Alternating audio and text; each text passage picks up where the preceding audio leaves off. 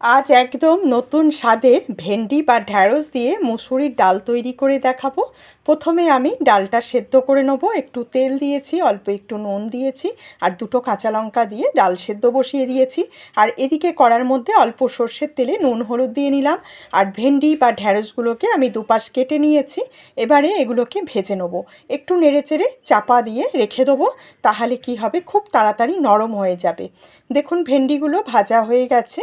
এখন আমি ভেন্ডিগুলোকে তুলে নেবো। আর এদিকে আমাদের ডালও সেদ্ধ হয়ে গেছে। ডালটা এর থেকে বেশি আর সেদ্ধ করব না। এদিকে কড়ার মধ্যে সর্ষের তেল দিয়েছি 1 চামচ, আর দিয়ে দিলাম কালো জিরে আর শুকনো লঙ্কা ফোড়ন। ডালটা দিয়ে দিলাম, এবারে ঢ্যাঁড়সগুলো দিয়ে দিলাম, দিয়ে অল্প একটু মিষ্টি দিলাম স্বাদের জন্য। ব্যাস 4-5 মিনিট ফুটিয়ে নিলেই রেডি হয়ে যাবে আমাদের ভেন্ডি বা ঢ্যাঁড়স দিয়ে মুসুরির ডাল। এটা গরম গরম ভাতের সঙ্গে খেতে দারুণ লাগে। বাড়িতে একবার হলেও এটা বানিয়ে দেখবেন, আর বাড়িতে বানালে অবশ্যই কমেন্টস করে জানাবেন। রেসিপি ভালো লাগলে একটা লাইক করবেন।